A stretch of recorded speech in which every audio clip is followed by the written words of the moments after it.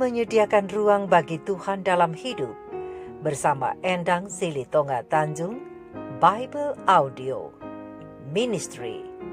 Waktunya bersaat teduh dengan Tuhan melalui bacaan Alkitab 1 pasal sehari dalam kitab Injil bahagian pertama, kitab Injil Matius pasal 21 dengan perikop Yesus dielu-elukan di Yerusalem, Yesus menyucikan bait Allah, Yesus mengutuk pohon ara, pertanyaan mengenai kuasa Yesus, perumpamaan tentang 2 orang anak, dan perumpamaan tentang penggarap-penggarap kebun anggur. Mari baca Alkitab, mari dengar Alkitab, dan mari lakukan apa yang Allah firmankan di dalam Alkitab. Maka iman dan pengharapanmu tidaklah sia-sia. Tuhan Yesus Allah Putra, Alfa dan Omega memberkati, dan Allah Roh Kudus akan menuntun untuk memahami. Mari memulainya dengan doa dalam hati.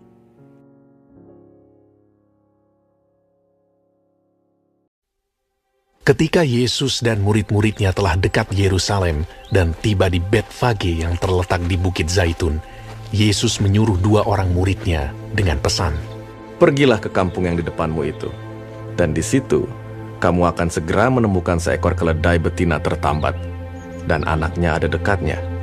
Lepaskanlah keledai itu, dan bawalah keduanya kepadaku. Dan jikalau ada orang menegur kamu, katakanlah, Tuhan memerlukannya, Ia akan segera mengembalikannya." Hal itu terjadi supaya genaplah firman yang disampaikan oleh Nabi. "Katakanlah kepada putri Sion, lihat, rajamu datang kepadamu. Ia lemah lembut dan mengendarai seekor keledai beban yang muda." Maka pergilah murid-murid itu dan berbuat seperti yang ditugaskan Yesus kepada mereka. Mereka membawa keledai betina itu bersama anaknya, lalu mengalasinya dengan pakaian mereka, dan Yesus pun naik ke atasnya. Orang banyak yang sangat besar jumlahnya menghamparkan pakaiannya di jalan. Ada pula yang memotong ranting-ranting dari pohon-pohon dan menyebarkannya di jalan. Dan orang banyak yang berjalan di depan Yesus dan yang mengikutinya dari belakang berseru, katanya, "Hosana bagi anak Daud, diberkatilah Dia yang datang dalam nama Tuhan. Dan ketika ia masuk ke Yerusalem, gemparlah seluruh kota itu, dan orang berkata, "Siapakah orang ini?" Dan orang banyak itu menyahut, "Inilah Nabi Yesus dari Nazaret di Galilea." Lalu Yesus masuk ke bait Allah dan mengusir semua orang yang berjual beli di halaman bait Allah. Ia membalikkan meja-meja penukar uang dan bangku-bangku pedagang merpati dan berkata kepada mereka, "Ada tertulis, rumahku akan disebut rumah doa, tetapi kamu menjadikannya sarang penyamun." Maka datanglah orang-orang buta dan orang-orang timpang kepadanya dalam bait Allah itu, dan mereka disembuhkannya. Tetapi ketika imam-imam kepala dan ahli-ahli Taurat melihat mujizat-mujizat yang dibuatnya itu, dan anak-anak yang berseru dalam bait Allah, "Hosana bagi anak Daud," hati mereka sangat jengkel. Lalu mereka berkata kepadanya, "Engkau dengar apa yang dikatakan anak-anak ini?" Kata Yesus kepada mereka, "Aku dengar. Belum pernahkah kamu baca? Dari mulut bayi-bayi dan anak-anak yang menyusu, engkau telah menyediakan puji-pujian."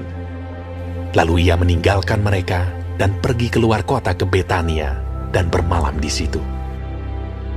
Pada pagi-pagi hari dalam perjalanannya kembali ke kota, Yesus merasa lapar. Dekat jalan ia melihat pohon ara, lalu pergi ke situ. Tetapi ia tidak mendapat apa-apa pada pohon itu selain daun-daun saja. Katanya kepada pohon itu, "Engkau tidak akan berbuah lagi selama-lamanya." Dan seketika itu juga keringlah pohon ara itu. Melihat kejadian itu, tercenganglah murid-muridnya, lalu berkata, "Bagaimana mungkin pohon ara itu sekonyong-konyong menjadi kering?" Yesus menjawab mereka, "Aku berkata kepadamu, sesungguhnya jika kamu percaya dan tidak bimbang, kamu bukan saja akan dapat berbuat apa yang kuperbuat dengan pohon ara itu, tetapi juga jikalau kamu berkata kepada gunung ini, beranjaklah dan tercampaklah ke dalam laut, hal itu akan terjadi. Dan apa saja yang kamu minta dalam doa dengan penuh kepercayaan, kamu akan menerimanya. Lalu Yesus masuk ke bait Allah, dan ketika ia mengajar di situ, datanglah imam-imam kepala serta tua-tua bangsa Yahudi kepadanya dan bertanya, "Dengan kuasa manakah engkau melakukan hal-hal itu? Dan siapakah yang memberikan kuasa itu kepadamu?" Jawab Yesus kepada mereka, Aku juga akan mengajukan satu pertanyaan kepadamu. Dan jikalau kamu memberi jawabnya kepadaku, aku akan mengatakan juga kepadamu dengan kuasa manakah aku melakukan hal-hal itu. Dari manakah baptisan Yohanes? Dari sorga atau dari manusia? Mereka memperbincangkannya di antara mereka dan berkata, Jikalau kita katakan dari sorga, ia akan berkata kepada kita, kalau begitu, mengapakah kamu tidak percaya kepadanya? Tetapi jikalau kita katakan dari manusia, kita takut kepada orang banyak, sebab semua orang menganggap Yohanes ini nabi. Lalu mereka menjawab Yesus, "Kami tidak tahu." dan Yesus pun berkata kepada mereka, Jika demikian, aku juga tidak mengatakan kepadamu dengan kuasa manakah aku melakukan hal-hal itu. Tetapi, apakah pendapatmu tentang ini? Seorang mempunyai 2 anak laki-laki. Ia pergi kepada anak yang sulung dan berkata, "Anakku, pergi dan bekerjalah hari ini dalam kebun anggur." Jawab anak itu, "Baik, Bapa." Tetapi ia tidak pergi. Lalu orang itu pergi kepada anak yang kedua dan berkata demikian juga.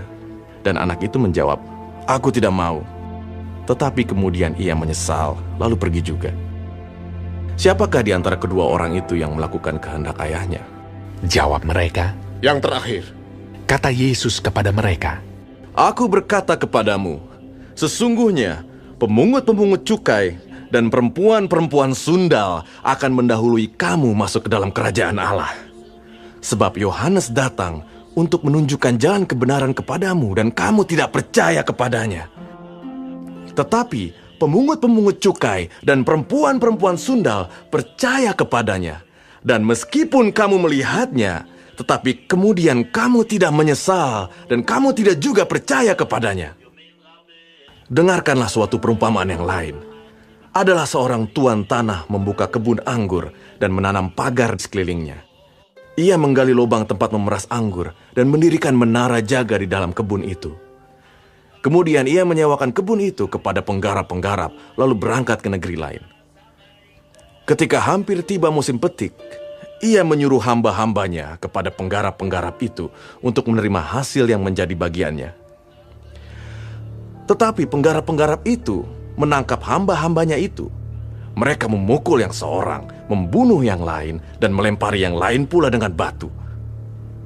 Kemudian tuan itu menyuruh pula hamba-hamba yang lain, lebih banyak daripada yang semula, tetapi mereka pun diperlakukan sama seperti kawan-kawan mereka. Akhirnya ia menyuruh anaknya kepada mereka. Katanya, "Anakku akan mereka segani." Tetapi ketika penggarap-penggarap itu melihat anaknya itu, mereka berkata seorang kepada yang lain, "Ia adalah ahli waris. Mari kita bunuh dia supaya warisannya menjadi milik kita." Mereka menangkapnya dan melemparkannya keluar kebun anggur itu lalu membunuhnya. Maka apabila tuan kebun anggur itu datang, apakah yang akan dilakukannya dengan penggarap-penggarap itu? Kata mereka kepadanya, Ia akan membinasakan orang-orang jahat itu, dan kebun anggurnya akan disewakannya kepada penggarap-penggarap lain. Ia akan menyerahkan hasilnya kepadanya pada waktunya. Kata Yesus kepada mereka, Belum pernahkah kamu baca dalam kitab suci? Batu yang dibuang oleh tukang-tukang bangunan telah menjadi batu penjuru. Hal itu terjadi dari pihak Tuhan, suatu perbuatan ajaib di mata kita. Sebab itu, aku berkata kepadamu, bahwa kerajaan Allah akan diambil daripadamu dan akan diberikan kepada suatu bangsa yang akan menghasilkan buah kerajaan itu. Dan barang siapa jatuh ke atas batu itu, ia akan hancur. Dan barang siapa ditimpa batu itu, ia akan remuk. ketika imam-imam kepala dan orang-orang Farisi mendengar perumpamaan-perumpamaan Yesus, mereka mengerti bahwa merekalah yang dimaksudkannya. Dan mereka berusaha untuk menangkap dia. Tetapi mereka takut kepada orang banyak, karena orang banyak itu menganggap dia nabi.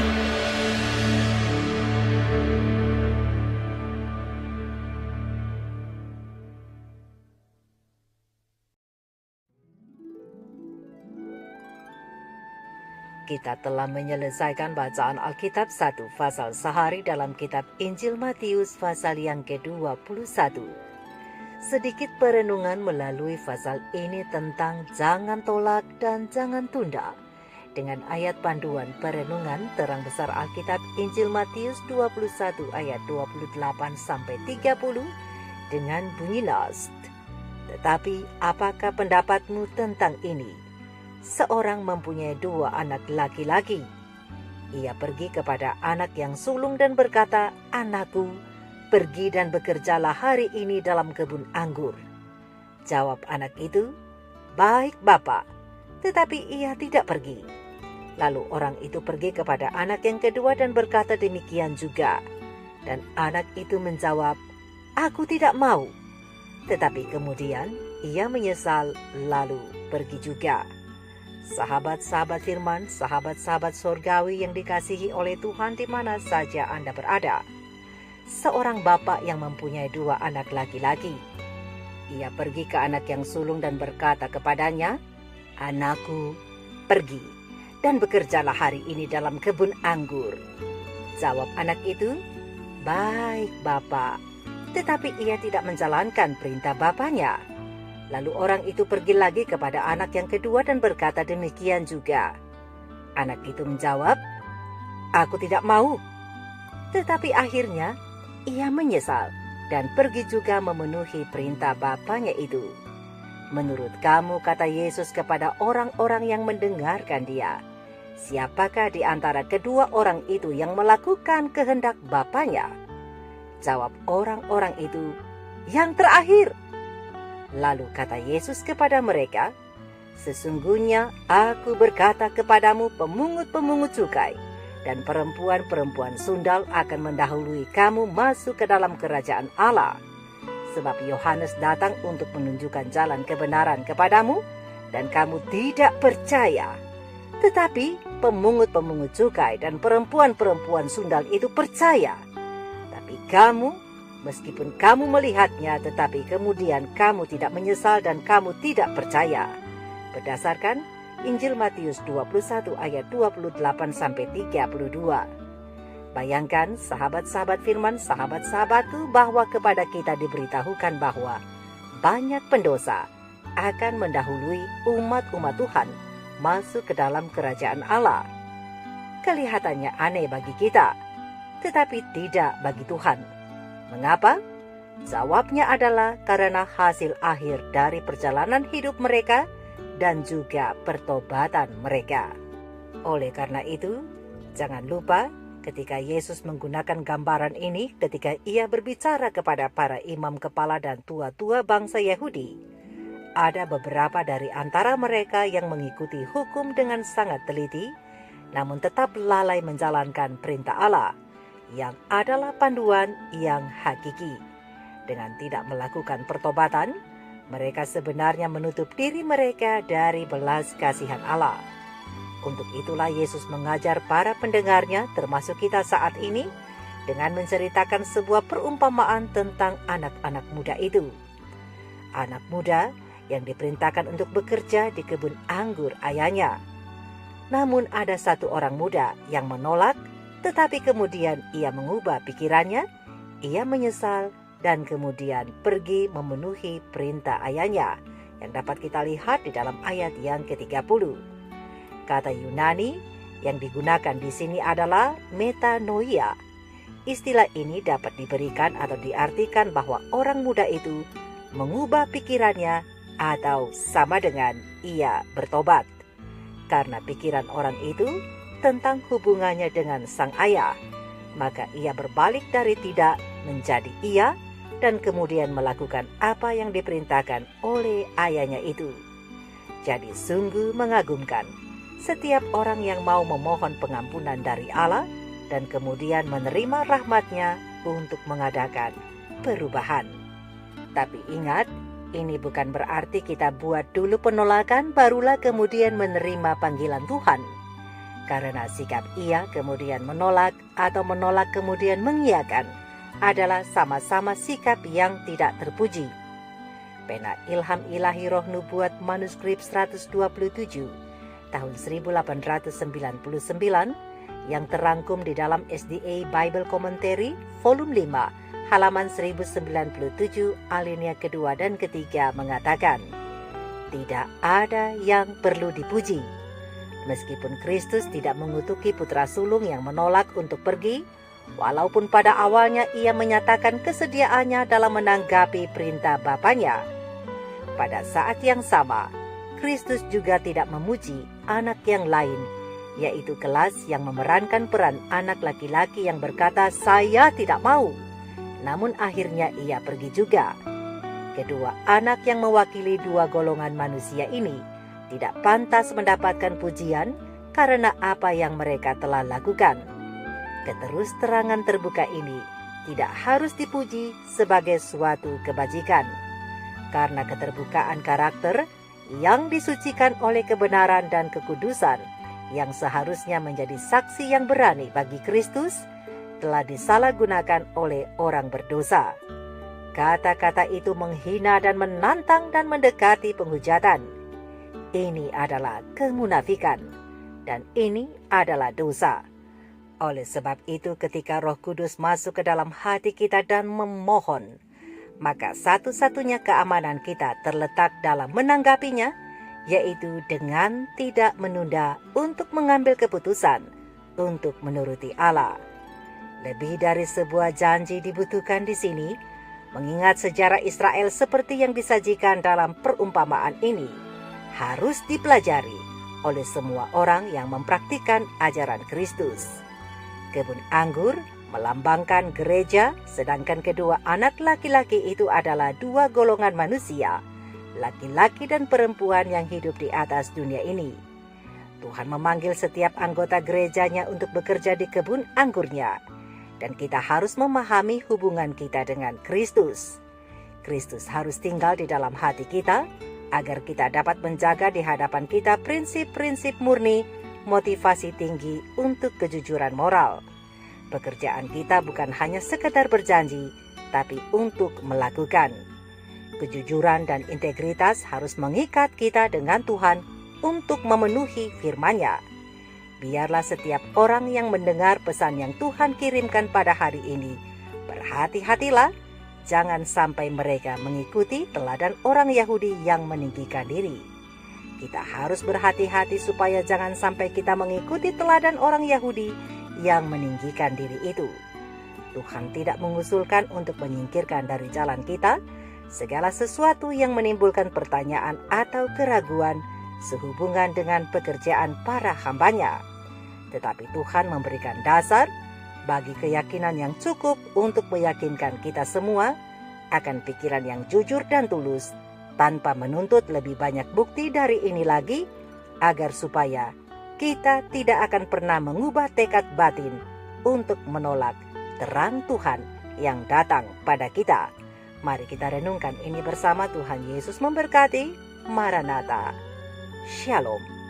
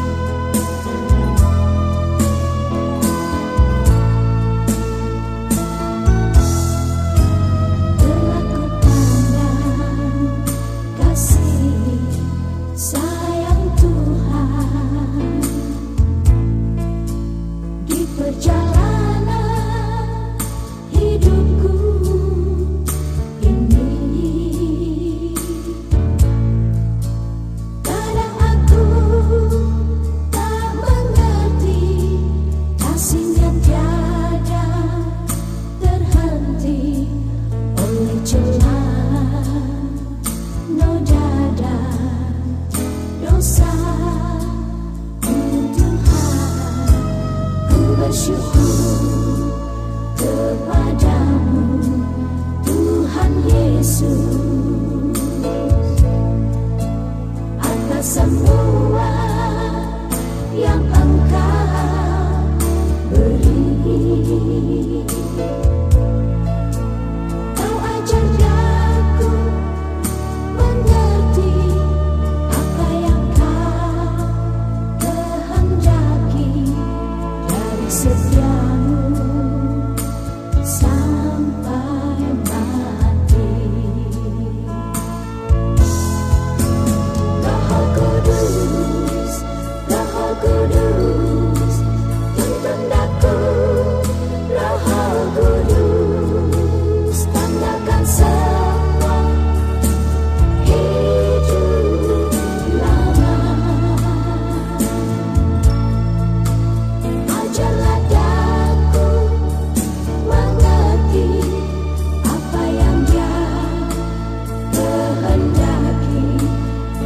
dari setianya sampai mati.